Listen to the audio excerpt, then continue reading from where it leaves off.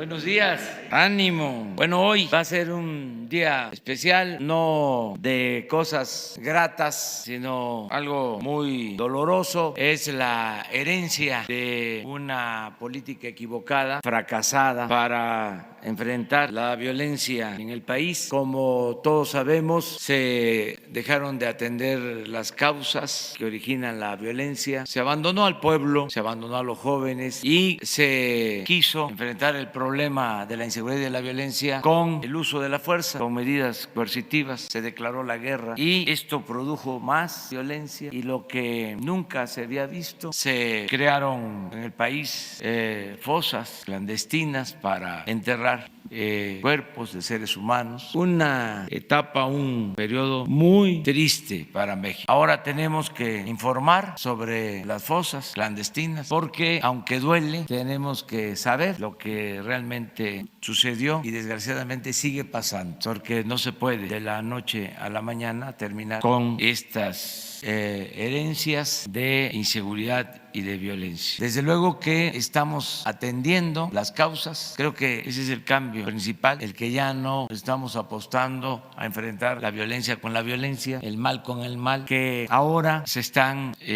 atendiendo las necesidades de la gente, el que haya trabajo, el que haya bienestar, que no se abandonen a los jóvenes y que no sea el uso de la fuerza lo principal para garantizar la paz y la tranquilidad, que sea el desarrollo lo básico, que la paz se consiga con justicia. Eso es lo central de la nueva estrategia. Y también, como complemento, el que haya protección a la gente con la Guardia Nacional, que, como hemos hablado, no existía una política de seguridad pública o no había un cuerpo policial del Ejército, de la Marina para garantizar la seguridad pública, el papel que ahora, el rol que ahora va a desempeñar la Guardia Nacional. Pero no nos vamos a quedar solo en eso. Tenemos también que orientar mucho a los jóvenes y, con el apoyo de todos, alejarlos de las adicciones. Por eso se está implementando una campaña para atender a los jóvenes y alejarlos de las adicciones, ofreciendo empleo, bienestar a los jóvenes, recreación, deporte, cultura y también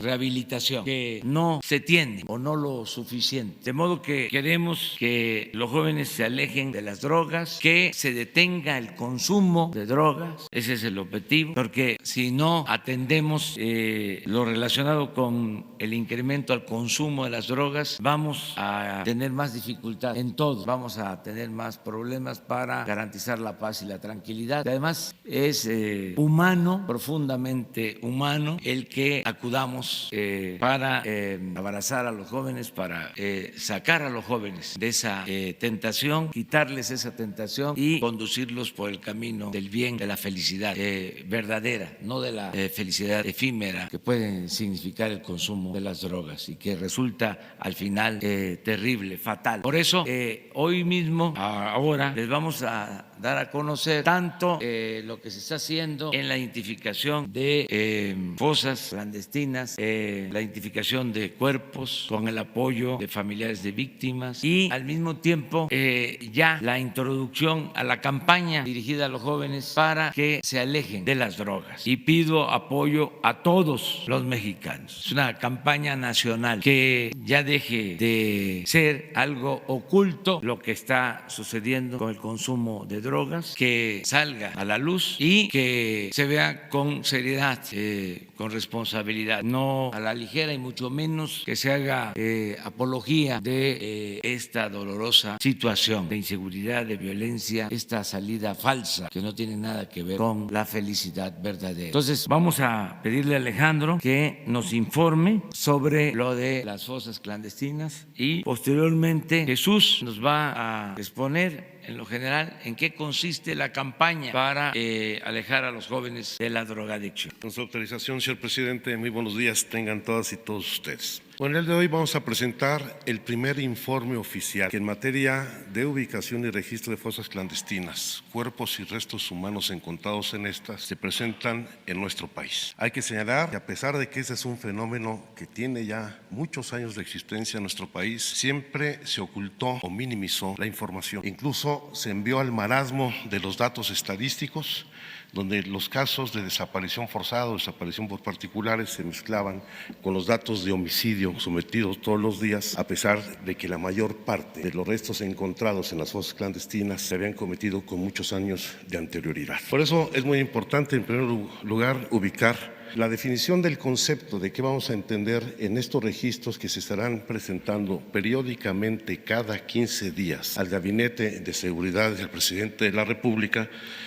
¿Cómo entendemos las fosas clandestinas? Y hay que asumirlas como son aquellos espacios donde se inhuman cuerpos de manera ilegal, sin conocimiento de la autoridad, que tienen fundamentalmente el propósito de ocultar el paradero de una o de varias personas. Por supuesto que hay que diferenciar el concepto de fosas clandestinas del de fosas comunes, donde las fosas comunes son aquellos espacios donde se inhuman de manera no individualizada, sean identificados o no cuerpos por la autoridad, aunque también y de manera lamentable hemos encontrado en fosas comunes inhumaciones clandestinas o ilegales, donde no se lleva el registro de las personas que se ubican en estas fosas, donde también los grupos delictivos hacen inhumaciones clandestinas, y el mejor ejemplo de ellas pues son las fosas de Tetelcingo y de Jojutla, que son del dominio público. El marco legal al que estamos atendiendo parte fundamentalmente de la Ley General en materia de desaparición forzada de personas o desaparición cometida por particulares, que crea el Sistema Nacional de Búsqueda. Esta es una ley que entró en vigor en enero del año pasado y que obliga a la autoridad a llevar un registro nacional de fosas comunes y fosas clandestinas que permita contar información fidedigna y actualizada en coordinación con la Fiscalía General de la República, las Fiscalías de los Estados, y en el caso nuestro, que estamos elaborando estos informes, es en coordinación con los colectivos de las víctimas de desaparición, así como familiares de fuentes abiertas, de investigaciones periodísticas, de investigaciones académicas, con lo cual esto tendrá que derivar necesariamente en establecer un programa nacional de búsqueda y un programa nacional de exhumaciones e identificación forense que el presidente de la República nos ha instruido a resolver de manera inmediata como una de las prioridades centrales del desempeño del actual gobierno.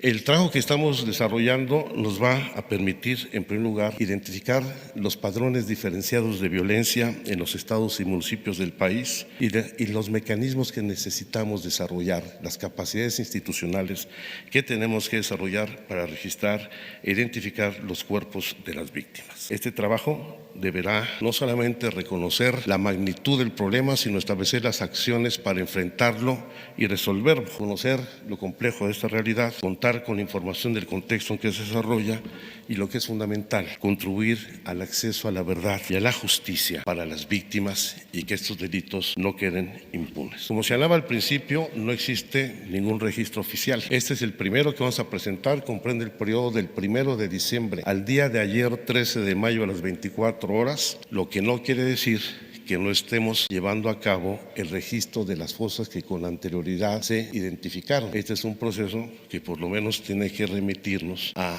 20 años atrás para tener el registro plenamente desarrollado, entendiendo pues las limitaciones que existen en el acceso a la información, porque en muchos casos no hay información acreditada. Hemos retomado algunas investigaciones que se realizaron por distintas instituciones académicas o de la Comisión Nacional de Derechos Humanos, como es el caso del informe que la Comisión Nacional expidió de 2007 a 2016, donde hizo una primera contabilización de fosas y de cuerpos encontrados, así como los estudios de la Universidad Iberoamericana, el ITESO y otras organizaciones como Artículo 19 sobre la situación de las fosas clandestinas en México, o las que desarrolló el Quinto Elemento, que es un laboratorio de investigación e innovación periodística, asociación civil, de un estudio que llamó El País de las 2000 fosas. Pero antecedentes oficiales no hay ninguno, de ahí la importancia de lo que vamos a detonar el día de hoy. De los datos que tenemos de manera muy puntual del registro entre el 1 de diciembre del 2018 al día de ayer, 13 de mayo, tenemos ubicados 81 sitios donde se han identificado fosas clandestinas, donde de estos 81 sitios se han registrado 222 fosas con un total de 337 cuerpos encontrados. Los sitios se ubican fundamentalmente en 6 estados de la República: los estados de Colima, Tabasco, Sonora, Zacatecas, Guerrero y Jalisco, que representan casi el 72% de los sitios donde se han ubicado. Estas fosas clandestinas, de manera particular, las tenemos que destacar en los estados de Veracruz, Sonora, Sinaloa y Guerrero. Por supuesto, Veracruz con el número más alto, 76 fosas, pero con Sonora, Sinaloa y Guerrero representan el 69.3% de las fosas que se han acreditado, donde se han exhumado cuerpos y se han obtenido restos humanos. En el caso de los cuerpos exhumados, se han hasta ahora identificado 337 cuerpos. Esta cifra puede variar en la medida que continúen los trabajos de exhumación y de investigación. Son datos que tienen una gran movilidad, mucho dinamismo, porque están en proceso las tareas de exhumación y de identificación de los cuerpos, y la mayor parte de los cuerpos, el 78% de esos 337 cuerpos encontrados, se ubican en las entidades de Colima, Sinaloa, Sonora y Nayarit. Y por supuesto se lleva además de manera complementaria el registro de restos exhumados en las fosas clandestinas, que tienen que tener un tratamiento particular. Lo cierto es que la dinámica que ha alcanzado este fenómeno y este tipo de prácticas, ya sea por autoridades o por particulares, pues se denota no solamente en el número tan importante de fosas y cadáveres que se han identificado, sino también con algunas de las prácticas que se desarrollan. Por ejemplo, el caso de la fosa clandestina localizada en el estado de Nayarit, donde se encontraron 22 cuerpos en una excavación de más de 4 metros de profundidad. Es decir, en este caso, pues no se refiere a una excavación común y corriente, sino se requirió incluso maquinaria pesada para su desarrollo. Eso se está trabajando en coordinación con la Fiscalía del Estado de Nayarit, y pronto tendremos algunos resultados y anuncios que dar a conocer.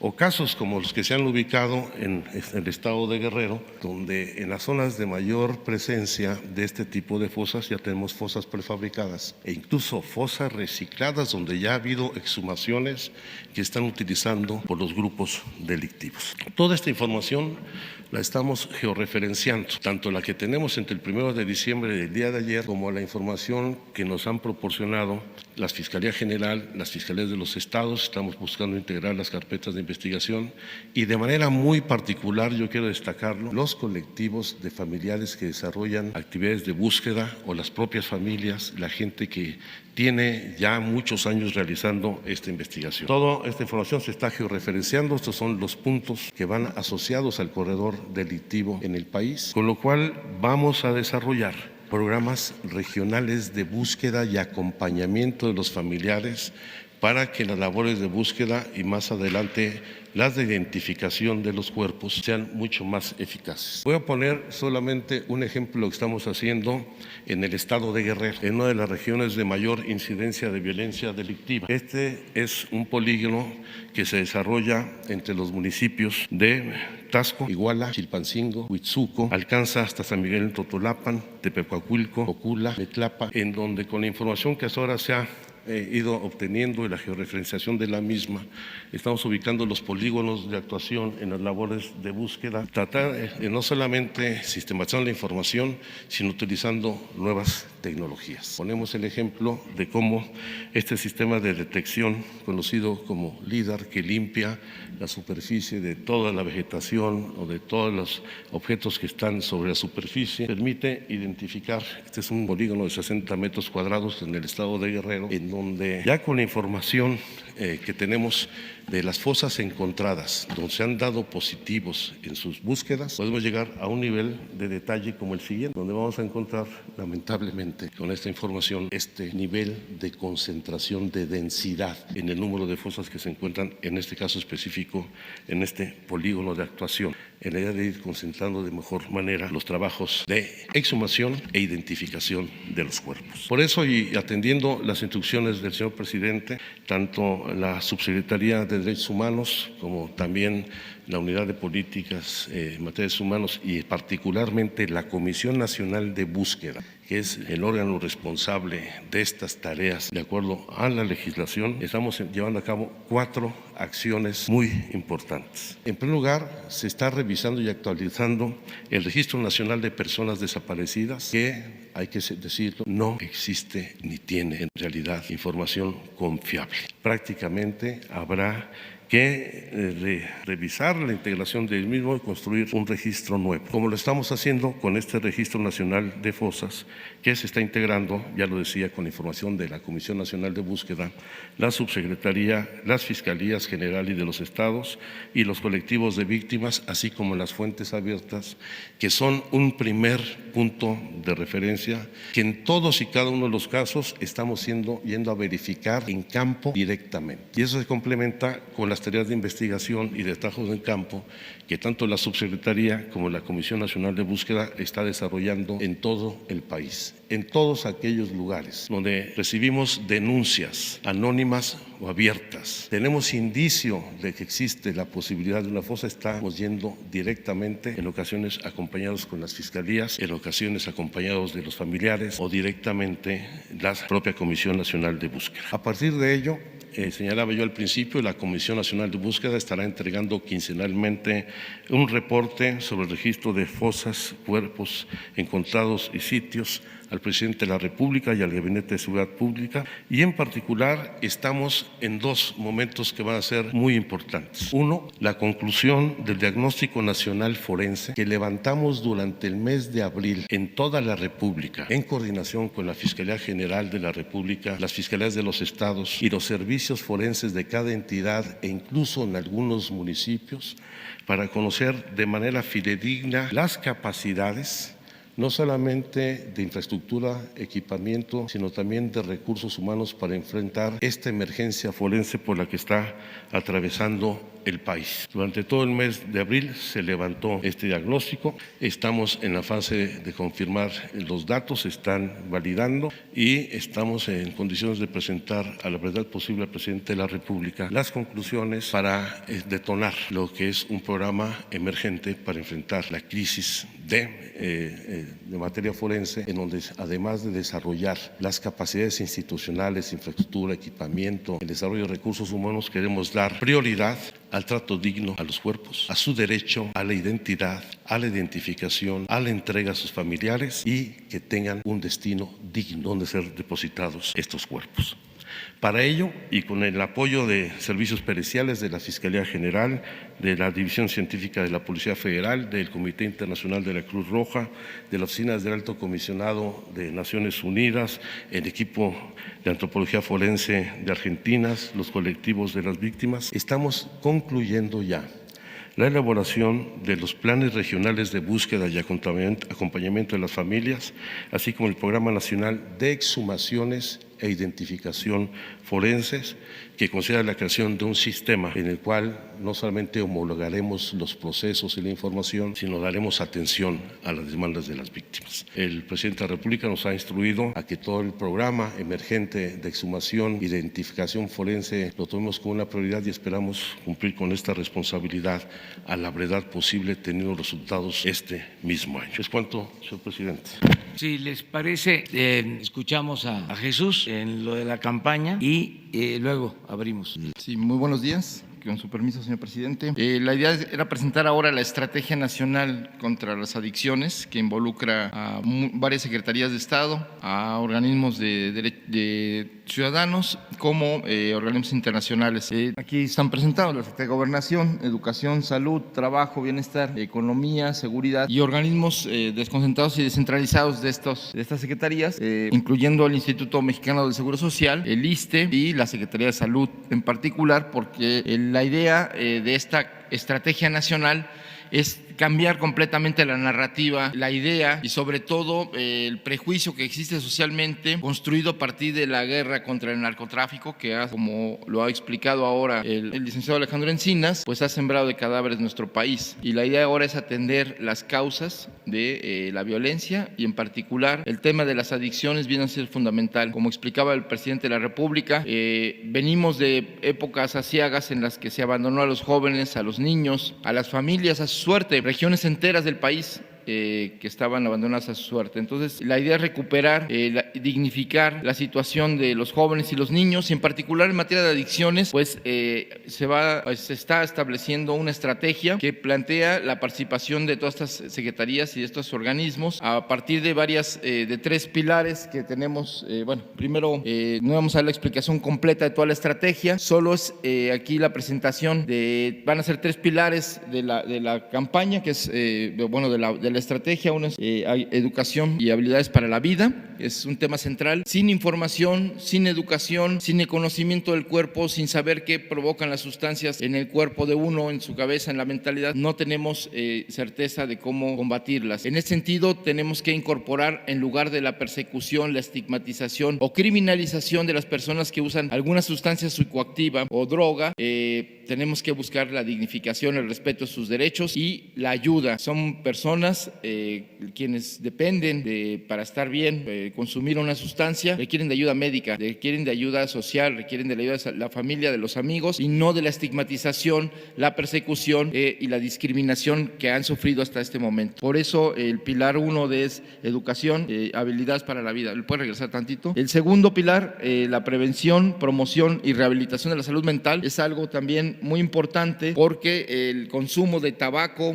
el consumo de alcohol, que son las principales drogas que son legales, pero que son las que tienen consecuencias en la salud de las personas y también impactan la política, el sistema de salud público, pues son la puerta de entrada a otro tipo de sustancias que generan también problemas o pueden generar problemas su consumo, y que problemas de salud, problemas familiares y problemas a la vida misma de las personas. Entonces, por eso esta situación de generar las condiciones institucionales se va a exponer de qué manera la Secretaría de Salud, el IMSS, el ISSSTE, que ya tienen programas, van a ampliar estas clínicas, estos centros de rehabilitación, estos centros de información que existen en clínicas rurales, en hospitales, en clínicas en zonas urbanas, y que se va a combinar también con el trabajo de los centros de integración juvenil que ya existen, como el trabajo de los centros que tiene CONADIC, de tal manera que podamos establecer una red de protección y de atención para la rehabilitación y de las personas que necesitan una ayuda médica en caso de dependencia a estas sustancias. Y el tercer pilar es el de la comunicación y la información, y se trata de una gran campaña que va a iniciar en los próximos días, que cuenta con la participación de especialistas, de gente que conoce, tiene muchos años trabajando en la materia, y que contamos con la colaboración de cineastas, con creativos, artistas. Hay un grupo de beisbolistas profesionales, algunos de las grandes ligas, que van a participar en esta campaña de difusión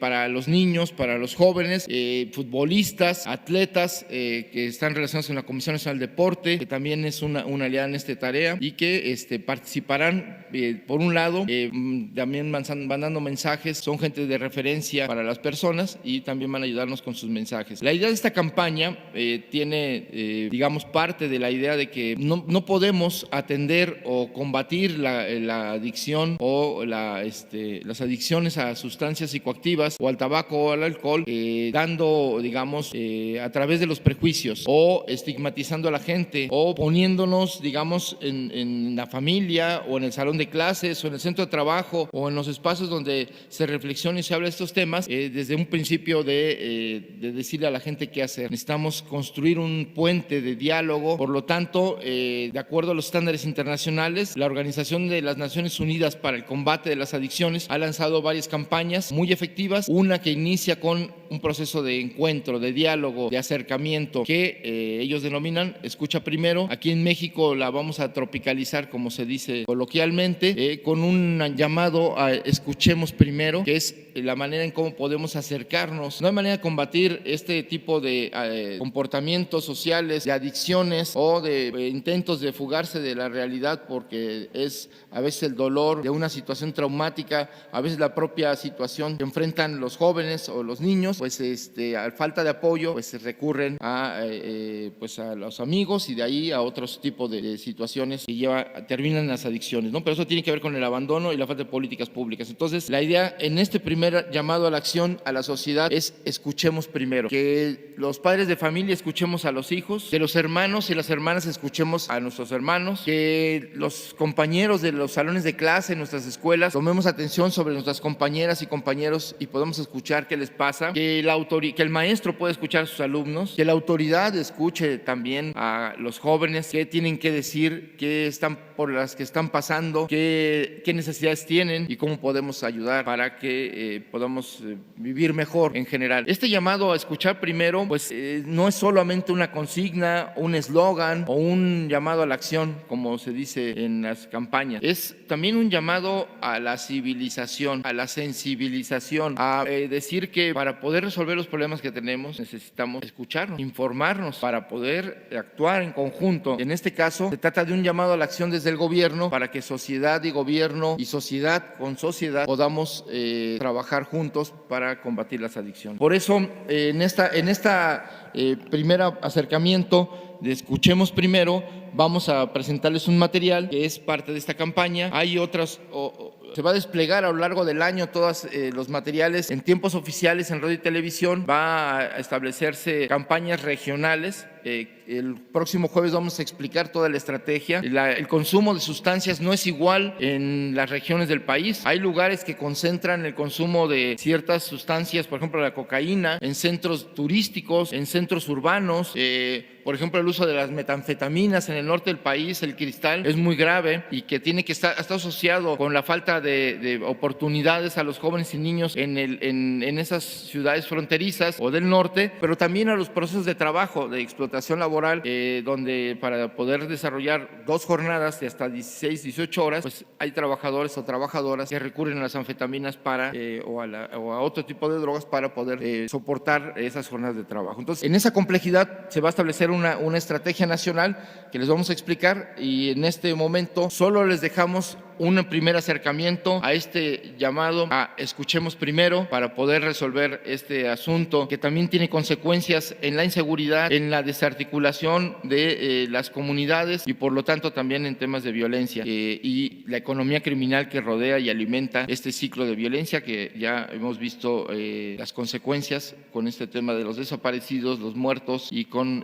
las circunstancias de inseguridad que estamos viviendo. Entonces pasamos a ver un video con la salvedad de que el próximo jueves vamos a explicar con detalle toda la estrategia nacional para invitar a la sociedad a sumarse, a la Cámara de la Radio y la Televisión, a los empresarios, a todos los actores interesados en hacer de este país un país mejor y en este caso de atender y escuchar a los jóvenes y a los niños. Muchas gracias. Cuando él entra a la casa, pues yo veo que él no estaba bien.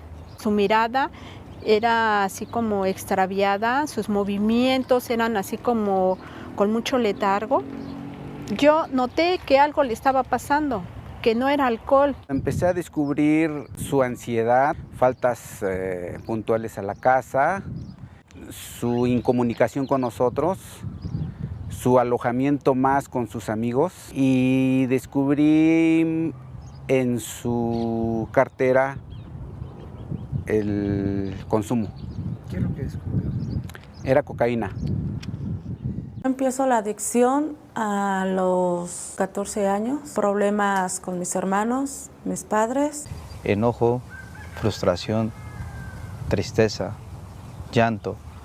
Quería ser escuchado, quería que alguien me volteara y me dijera, oye, te voy a dar un abrazo. Decepcionado, intento fugarme en algo, ¿no? Intento calmar ese dolor y recurro a la cocaína en polvo. La que más me dañó fue la cocaína. Me acarrió muchas consecuencias, demasiadas, al grado de empezar a robar. El mundo se le viene encima, ¿no? ¿Qué voy a hacer ahora, no? Mi hijo, o se va a morir mi hijo, o se va a quedar loco, o va a caer en prisión. Yo querer, ¿no? Aspirar a lo mucho estar en la cárcel, ¿no? Ser narcotraficante, tener poder, que la gente me tuviera miedo, me tuviera respeto. Para esto me quedo sin empleo, me quedo sin nada, ¿no? Como padres de familia, como que pusimos nuestro granito de arena, porque había violencia en el hogar. Pues estuve a punto de una sobredosis por crack. Tuve una taquicardia muy fuerte. Llegué pidiendo ayuda a mi casa, pero ya me sentía que me desvanecía. todo mi cuerpo temblaba. Y así fue por lapsos que yo dejaba las drogas y volví a recaer y así porque yo estuve en cuestión de calle. Pues dije, no, pues si no estoy tan grave, ¿no? Mentira, estaba súper grave, ¿no? Por eso decido buscar ayuda. Nunca valoras lo que tienes hasta que lo empiezas a ver perdido, hasta que empiezas a ver que las cosas ya no salen como tú quieres y obviamente hay dolor. Valoro el no estar con mis hijos, valoro el hacerles sus leches en las noches, porque ya me pesaba, ya cargar a mi hijo de 1 año. Me pesaba el desvelarme, el estarlos regañando, ya no toleraba nada. Y ahorita es lo que más anhelo, el estar peleando con ellos, el abrazarlos, el estar jugando. Es muy importante pedir ayuda y decir ya no puedo y necesito que me ayude. Tienen que hacerse ellos responsables de sí mismos para que vayan apreciando su vida y tengan una dirección de proyecto de vida. Los abracé y les dije que los quería mucho, que lo iba a hacer para empezar por mí, para recuperarme como persona y ser humano que soy. Creer en mí, a lograr hablar en público, de mejorar mis relaciones con mi familia. Quiero hacer algo para que también gente como yo, si es posible que pueda evitar una vida como la mía, ¿no? Cierras esa obra de teatro y tú le puedes poner el final que quieras. Le puedes poner un final feliz, un final dramático, un final de muerte. Lo más importante en la vida es cerrar ese telón de esa gran obra de teatro que llevas. Bueno, pues esto es lo que se expone el día de hoy. Vamos, desde luego, en el caso de la campaña, a informar más. Se está trabajando, como lo mencionó Jesús Ramírez, el jueves se presenta ya completa toda la estrategia y abrimos para preguntas y respuestas. Buenos días. La pregunta sería para el subsecretario Alejandro Encinas. Hasta ahora había dicho que en 19 estados no hay avances legislativos para establecer comisiones locales de búsqueda. ¿Cómo van esos 19 estados? ¿Cuándo podremos saber si se va a establecer la búsqueda? Pero habíamos señalado el día 24 de marzo, cuando se instaló el Sistema Nacional de Búsqueda, que al momento teníamos 9 comisiones instaladas, 2 en proceso. Actualmente tenemos 18 y en las próximas semanas ya tenemos compromisos con algunos estados, el caso de Nuevo León, el caso de Michoacán, el caso de la Ciudad de México, para que ya queden resueltos definitiva y esperamos que al cumplirse los 3 meses que estableció el presidente de la República para rendir un informe del desarrollo del sistema, tengamos casi la totalidad de las comisiones locales de búsqueda. Y por último, comenta que se va a hacer más fuerte a las comisiones estatales, a las fiscalías para la identificación de cuerpos. En esa transparencia de información, ¿se va a especificar el monto exacto para capacitación, para infraestructura, para materiales? Por supuesto que sí. La instrucción del presidente es, en primer lugar, que no va a haber ninguna restricción de información, no vamos a ocultar absolutamente nada, y si no vamos a ocultar el número de fosas y de cuerpos, con menor razón los recursos que se asignen a las comisiones locales de búsqueda o a las tareas para enfrentar la emergencia forense. Sí, a ver. Gracias, presidente. Buen día. Preguntarle, en la estrategia que nos planteó Jesús de comunicación, ¿no viene nada sobre esas series de televisión y bueno, ahora de internet, que hacen una apología de la violencia, del narcotráfico, del consumo de drogas? Entiendo que es un tema difícil, que a usted se lo plantearon para los foros de la pacificación y que prefirió no entrarle porque hay ahí una línea muy delgada entre la posible censura y una recomendación. ¿Qué hacer aquí para evitar que con esta campaña le pueda pasar lo que a Penélope, el protagonista de La Odisea, que se teja de día una información, una estructura, una campaña hacia los jóvenes y de noche estas series de televisión de la apología de la violencia puedan destejer lo que se construye? Bueno, para empezar, hay una diferencia de fondo.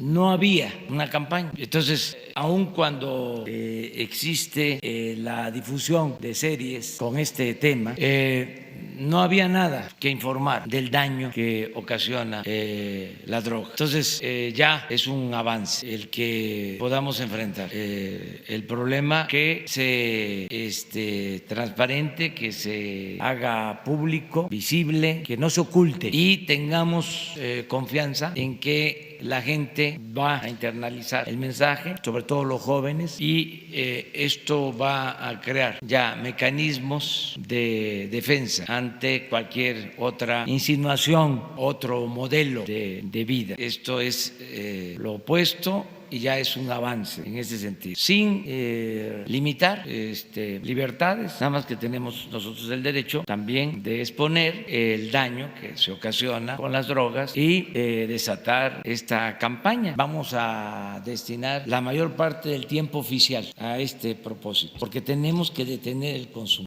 Esta es la mejor manera de no solo evitar el sufrimiento de las adicciones, sino también de garantizar la paz, la tranquilidad, porque la adicción lleva al robo y luego a actos de delincuencia mayor. Entonces tenemos que detener el consumo, reducir el consumo. Hay una gran ventaja, pero enorme ventaja, el que a pesar de la crisis de México se mantiene una gran reserva de valores culturales, morales, espirituales en nuestras familias, en la sociedad. Eso es importantísimo. Si no ha habido un mayor estallido de odio, de resentimiento, de violencia, ha sido por nuestras culturas y eso está ahí. Entonces, si se habla con la gente, si hay comunicación con la gente, si esto se pone en el centro de la discusión, del debate público, estoy seguro que vamos a avanzar en el propósito de disminuir el consumo. Pero no sé si tú tienes algo. Y nada más señalar, como se va a explicar el jueves, que en los medios públicos ya se tienen programadas series, programas de debate, de información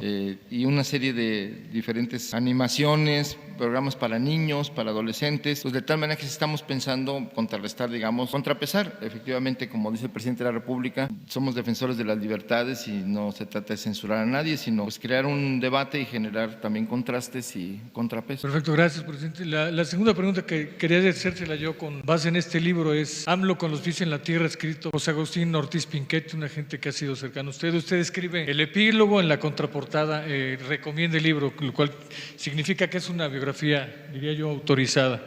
En el último bloque que dice AMLO de la A a la Z, hay una parte que el punto 39 que dice escuchar consejos. Se pregunta Ortiz Pinchetti, ¿AMLO es un hombre que escucha recomendaciones o críticas de sus cercanos? Se responde, no, es un hombre que oye con respeto a sus colaboradores y después hace lo que quiere. Confía en sus propias decisiones y, en la mayor parte de los casos, tiene razón, aunque existan opiniones en sentido contrario. De no ser así, ya se hubiera desprestigiado totalmente frente a su equipo. A veces se equivoca y sus errores son costosos. Cierro la cita. Presidente, esto es en el contexto de marzo de 2018, usted siendo candidato presidencial. Hoy como presidente actúa o sus decisiones las toma conforme a lo describe aquí Ortiz Pinchetti, o ahora escucha más a sus colaboradores? Siempre escucho, y no solo a los colaboradores. Creo yo, no es para presumir, que soy el servidor público que más escucha al pueblo. Diariamente escucho a los ciudadanos. Creo que en una semana escucho como a 1,000 personas. No sé si haya otro servidor público que escuche a tanta gente. Y no me entra por un oído y me sale por el otro. Escucho y internalizo y obedezco al pueblo, a los ciudadanos. Entonces cambió de como era en campaña. No, es marzo que 2018. es distinto.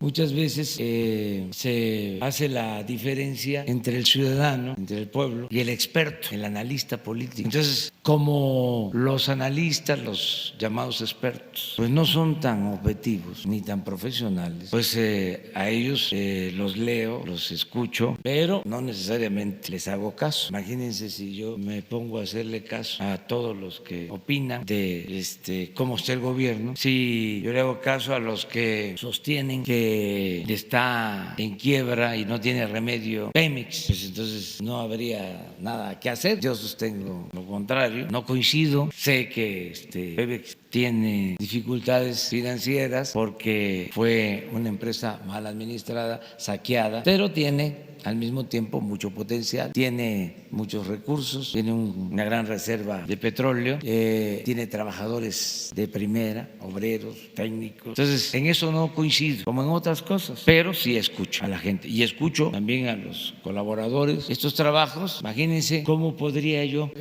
gobernar sin el apoyo de Alejandro Encinas en esta materia, que está entregado, que es un profesional, que es sensible, que es una gente honesta. ¿Qué es lo que hago? Le doy todo mi apoyo, todo mi respaldo. Yo no le indico cómo tiene que llevar a cabo su trabajo, él es un experto. Lo que hago es ayudarlo. Ayer hicimos, por ejemplo, una reunión de gabinete. A lo mejor aquí no tienen el resumen de la evaluación de los 71 proyectos prioritarios, pero mañana se los puedo presentar. ¿Saben cuál es el número 1? Desaparecidos. Entonces, me apoyo mucho en los servidores públicos. Lo mismo en el caso de Jesús para la campaña, y así hay servidores públicos extraordinarios en el gobierno que están ayudando mucho. Va espontáneo, o sea, la selección. Alguien dijo, al que respeto mucho, sí, de que era un montaje la conferencia.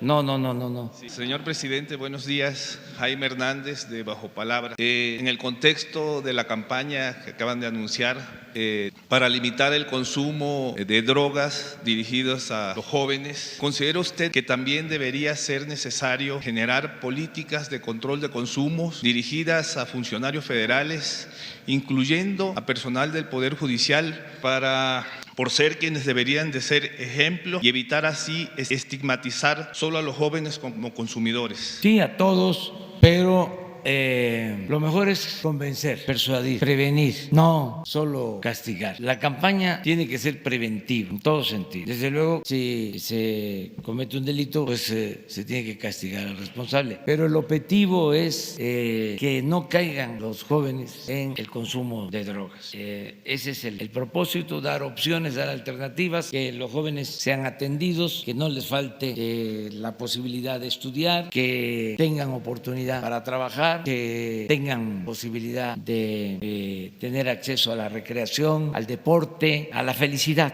que haya fraternidad, que haya una auténtica solidaridad, una vida feliz y humana. Ese es el propósito. Y también la curación, el que se puedan tener centros para atención a las adicciones y que, como aquí se vio, con el apoyo de todos, sin estigmatizar, puedan salir adelante, puedan recuperarse. Ese es el propósito, ¿no? Gracias, buenos días. Acaba de decir usted, presidente, que debe de haber para la curación y la prevención de las adicciones centros de atención. En términos contantes y sonantes, ¿cuánto dinero se va a destinar a esta campaña y a estos centros? Porque bueno, en las últimas administraciones, el CONADIC, pese a las campañas pequeñas o muy pequeñas para atacar el consumo de las drogas, pues simple y sencillamente no ha dado muy buenos resultados y estos centros no se encuentran en muy buenas condiciones. Esta pregunta es para usted y después algunas más para el subsecretario. No hay límite para estos programas, todo lo que se requiera de recursos. ¿Algún piso con el que se inicie? Lo que se necesite. En el caso, por ejemplo, de la búsqueda de desaparecidos, se inicia con 500 millones, pero todo lo que se requiere. Tenemos una bolsa de 100,000 millones de pesos por el plan de austeridad. Entonces, esos recursos van destinados a lo más necesario. Atender a los pobres, atender a los enfermos, a los desvalidos, a los que más nos necesitan. Entonces, para enfrentar el dolor, para enfrentar la enfermedad, para enfrentar el sufrimiento, la pobreza, no hay límites. Aunque nos quedemos sin camisa, le podemos dar todavía otra vuelta a la tuerca si hace falta. Es decir, reducir más el gasto en el gobierno, el costo del gobierno a la sociedad, para tener fondos y destinarlos a lo fundamental. Entiendo el planteamiento y hago la pregunta del dinero, del contante y sonante, por una planeación de una estrategia eficiente. Por eso lo planteaba. Y otra pregunta, presidente, aprovechando. No, pero ya hay un estimado. O sea, el estimado, bueno, esta campaña pues tiene varias vertientes la estrategia, pero tenemos que sumar los presupuestos de salud que tiene con sus centros de atención. Hay centros de atención, está CONADIC con sus 341 centros que hay que fortalecer, que hay que mejorar, que hay que profesionalizar, no por robustecer la participación. Entonces hay una estrategia para fortalecer, pero está diversificada con base en varias secretarías y, por ejemplo, el IMSS, que tiene CARAS, que son los centros de atención para rehabilitación, para las adicciones, que están en las clínicas rurales, también son espacios que han sido abandonados y que tenemos que reforzar. Entonces, se trata de contratar profesionales, de brindar atención, de tener los reactivos, todo lo que se necesite, la información, y eso pues en el cálculo más o menos que tenemos de inicio, pues vamos a iniciar con unos 50 o 100 millones para los primeros pasos, pero este cálculo se les va a presentar el próximo jueves por ámbitos de Secretaría y de todas las acciones en conjunto que se van a llevar a cabo. Bien, presidente. Desde hace 6 meses no tiene ni siquiera que... Estamos trabajando con CONADIC, el presupuesto se va a aterrizar y se va a fortalecer y se va a ampliar acorde, como lo señalaba el presidente de la República, a las necesidades de esta campaña, de esta estrategia nacional contra las adicciones. Le voy a poner un ejemplo. Hoy ya terminamos de revisar el funcionamiento del instituto para devolverle al pueblo lo robado. Así se va a llamar. Instituto para devolverle al pueblo lo robado. Todo lo que se confisca a la delincuencia y lo que se va a obtener por la corrupción, automóviles, ranchos, residencias, dinero en efectivo, todo se le va a devolver a la gente. Y de ahí va a salir dinero para esto. A ver si no les quedó en la memoria lo del instituto. Nada más para que una lámina que tiene que ver con lo que estimamos podemos devolver a la gente, porque son alhajas, propiedades de todo tipo. Estamos calculando que este año vamos a tener 1.200 millones de pesos. O sea, no es un asunto de que falte presupuesto. No va a faltar. También les puedo decir mañana, pasado mañana, porque mañana es Día del Maestro, pasado mañana les vamos a informar sobre la convocatoria o subasta de venta de carros de lujo decomisados por Hacienda. Van a ver qué carrazos. Y todo lo que la anterior. Mire, no, pero deja este el proceso. A ver, en la anterior, ahí está. Dije 1.200, 1.500. Para entregar apoyos de manera directa. Entonces, este instituto tiene ese propósito. Imagínense si hubiese existido este instituto cuando decomisaron los dólares al ciudadano chino-mexicano, hubiese alcanzado para muchas cosas. Estamos definiendo cómo vamos a devolver el dinero. En algunos casos va a ser directo a las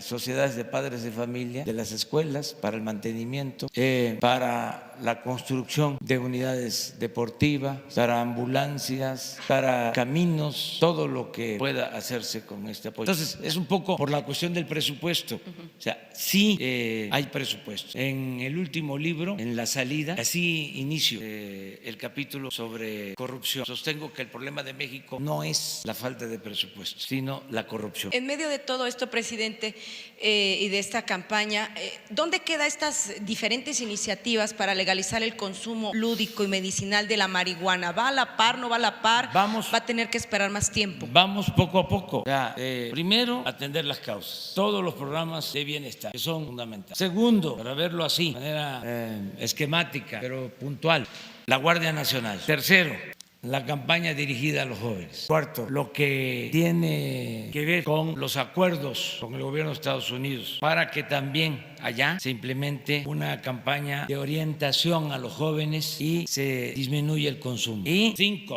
el analizar el trato que vamos a dar al consumo, buscando verlo como un asunto de salud. Esto va a implicar toda una consulta. Y 6, no descarto la posibilidad de el que se llegue a un acuerdo de paz. Es un proceso. Vamos hacia allá. Okay. Final por mi parte. Acuerdo de paz. Los que había promovido en la campaña. Con todos.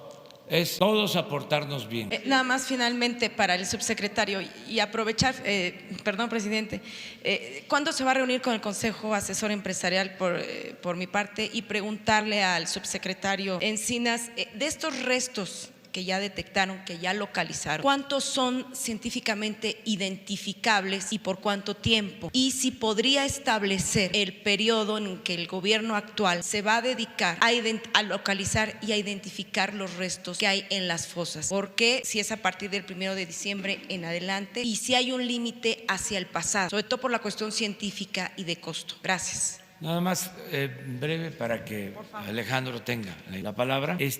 Me estoy reuniendo constantemente con los representantes del sector empresarial. Les pongo un ejemplo. El jueves voy a ir a Monterrey a firmar un acuerdo con empresarios y con el gobierno de Monterrey para la utilización de las vías del tren en Monterrey. Y constantemente tengo acuerdos con el presidente del Consejo Coordinador Empresarial y con otros representantes. Bueno, evidentemente esta es una respuesta que tienen que dar los peritos forenses, que son los especialistas en la materia. Pero hay que señalar que la la mayor parte de los cuerpos que se han encontrado han sido osamentas que tienen condiciones para poder contar con elementos de identificación. El problema fundamental está en los restos que se encuentran fragmentados y que han tenido pues, lamentablemente un maltrato que pudiera representar la imposibilidad de identificación. ¿Cuál es el periodo de tiempo? No hay periodo de tiempo. En primer lugar, toda la cadena de custodia de todos los cuerpos que se han encontrado en las fosas exhumadas antes de este gobierno está en las fiscalías locales o en la Fiscalía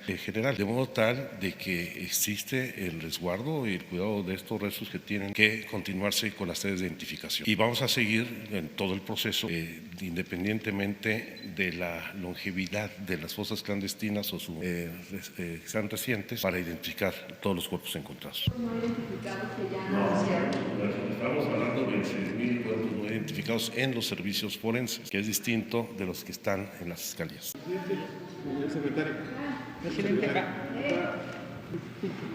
Buenos días, presidente. Alberto Rodríguez, de SDP Noticias. Ahorita está hablando de estos pasos que se van a dar para atender el problema de las drogas, pero bueno, parece que no queda muy claro. Hay una propuesta ya en el Poder Legislativo muy de avanzada, muy aplaudida por expertos nacionales e internacionales. Por supuesto es otro poder y es independiente el Ejecutivo, pero ¿no podría usted impulsar entre los legisladores de su partido que se aprobara ya esta ley para legalizar la marihuana? Eso por un lado. Y por otro, ayer vinieron personal de HSBC cuando se anunció que se renegocia esta deuda, muchas personas están preguntando si José Antonio Meade, en su calidad de consejero de HSBC México, participó en las negociaciones de algún modo o aunque sea, no sé, algún nivel de participación. No, es una negociación que, como se dijo ayer, se llevó como 4 meses antes de que se nombrara a Meade consejero de un banco. No sé exactamente qué cargo, pero sí fue mucho antes. No tiene nada que ver. Además es una situación, es un trato institucional. O sea, no fue eso. Lo importante de ayer es que se amplió el plazo para la utilización de este fondo. Eran 3 años y se amplía a 5. Cuando no hay confianza, por lo general, los acuerdos se dan a corto plazo. Y otra característica es que cuando no hay confianza, los contratos son a corto plazo y con mayor tasa. Como hay confianza, fue a más largo plazo, este acuerdo, y con menos tasa de interés. Además, se aumenta el monto a $8,000 millones. Pasa que nuestros adversarios, pues, inmediatamente fueron a buscar a Moody's, ¿no? para que opinara sobre la refinería. Ya declararon de que va a costar más de lo que tenemos estimado y esa fue la nota. O sea, la contraparte, aprovecho para decir de que va a salir la refinería en $8,000 millones y hasta podemos ahorrar, ¿eh? Pero por eso son buenas estas conferencias, porque queda constancia, todo está grabado. Son desafíos, son retos, a ver quién tiene la razón. Y a mí me importa tomar estos desafíos porque permiten también demostrar con hechos lo ineficiente, además de corruptos, que eran los tecnócratas que malgobernaron México en 36 años. Entonces es un desafío, a ver, vamos a demostrarles que se pueden hacer mucho mejor las cosas con menos tiempo, con menos recursos. Por eso es importante, ¿no? Aceptar estos planteamientos. Acerca de lo que comentas, ya hay una iniciativa en efecto en el Congreso, se está viendo, nosotros no vamos a detenerla, nada más que el gobierno pues tiene sus procesos, es una forma de actuar. Primero, sentar las bases para que haya bienestar, que tengamos opciones para los jóvenes. Me da mucho gusto que ya estén apuntados alrededor de 500,000 jóvenes en el programa Jóvenes Construyendo el Futuro y 400,000 de esos 500,000 ya cobrando. Es muchísimo en los pueblos, en las colonias más pobres. Entonces, primero, el bienestar. Necesitábamos resolver el problema de la seguridad. Por eso lo de la Guardia, y ahí vamos, porque se necesitaba reforma constitucional, porque se necesita unir a la Secretaría de la Defensa, a la Secretaría de Marina, a la Policía Federal. ¿Cómo era antes? Nada más en este tema. Pues no había coordinación. Cada institución hacía lo que le correspondía o consideraba. Ahora hay coordinación. Estamos actuando de manera conjunta. No solo hay buenas relaciones arriba, no solo se llevan bien el secretario de Marina y el secretario de la Defensa, sino están trabajando, se llevan bien arriba y abajo lo mismo. Entonces, eso lleva tiempo, es un trabajo. Luego, la contratación o reclutamiento de nuevos elementos, la formación de nuevos elementos, porque hay que respetar derechos humanos, hay que usar adecuadamente la fuerza, la construcción de instalaciones, de cuarteles, el conseguir los recursos no solo para pagarles a todos los elementos de la Guardia Nacional, sino para que tengan las mismas prestaciones que se tiene en el Ejército y en la Marina. Entonces, ahora esto, no dejarlo de la búsqueda, no dejar de proteger a los ciudadanos, garantizarles sus derechos humanos, la orientación a los jóvenes, que va a ayudar mucho, lo del acuerdo con Estados Unidos, que no queremos que solo se esté pensando en una cooperación para el uso de fuerza, cooperación militar, la entrega de helicópteros artillados, todo esto que se hacía antes, que se tomaban fotos donde el embajador de Estados Unidos estaba entregando a la Marina o al Ejército equipo bélico. No queremos eso, queremos apoyo para el desarrollo, para actividades productivas, para crear empleos, y que también en Estados Unidos lleven a cabo una campaña amplia para orientar a los jóvenes y que no tomen el camino de las conductas antisociales. Y esto también tiene que ver con dar un tratamiento de salud pública al consumo, y para eso lo del cambio en el marco legal y otras cosas. Todo esto está en el plan de desarrollo que se presentó. Ahí está. Lo que pasa es que la política es tiempo, es hacer las cosas cuando se necesita, ¿no? Dos más. A ver, ustedes dos. Buenos días, presidente. José Sobrevilla, de Noreste, de Veracruz. ¿Existe algún estudio acerca de que garantice que el plan de austeridad no va a ahorcar la economía? Sí, existe el estudio. Yo le diría que está básicamente en el ejercicio del presupuesto. Nosotros estamos haciendo periódicamente una evaluación de los ingresos que tiene el gobierno, de la recaudación y de cómo se van ejerciendo esos recursos, que es el presupuesto. Entonces, vemos muy bien el impacto que va teniendo el destino que se le da al presupuesto. Esto de los jóvenes, sabemos que son hasta ahora 500,000, pero en 3 meses van a ser 1,000,000 de jóvenes que están recibiendo 3,600 pesos mensuales como aprendiz. Estamos hablando de una derrama en este año de 40,000 millones de pesos. Entonces, no puede tener ningún efecto negativo la austeridad, porque todo lo que se está ahorrando es para impulsar actividades productivas, para el desarrollo, para el bienestar. No afecta en nada. El ajuste se está haciendo arriba, lo dije.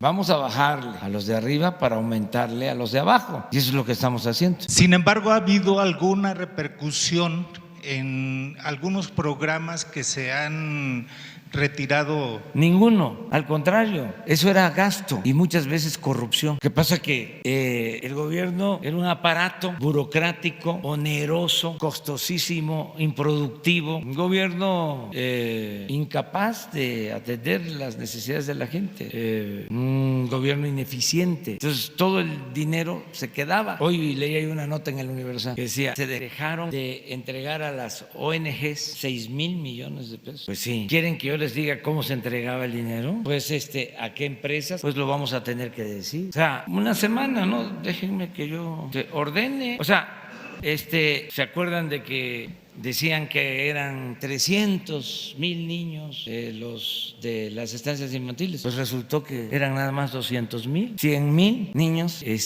apuntados, nada más. Ahora, la entrega de los recursos que hacía la Sedesol, entonces todo eso se termina.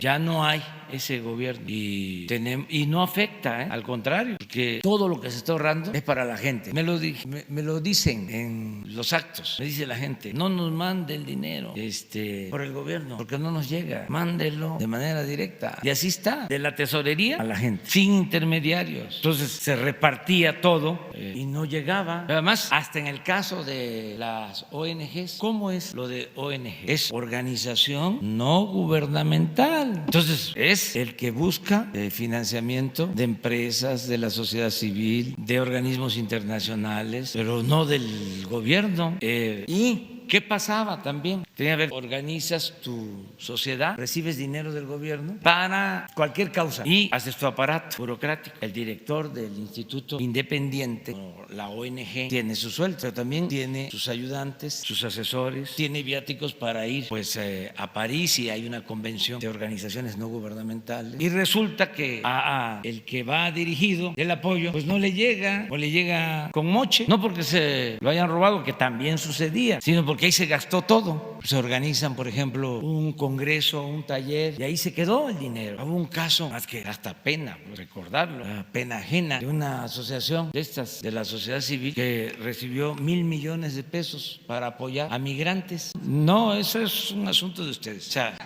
ustedes son mirones profesionales.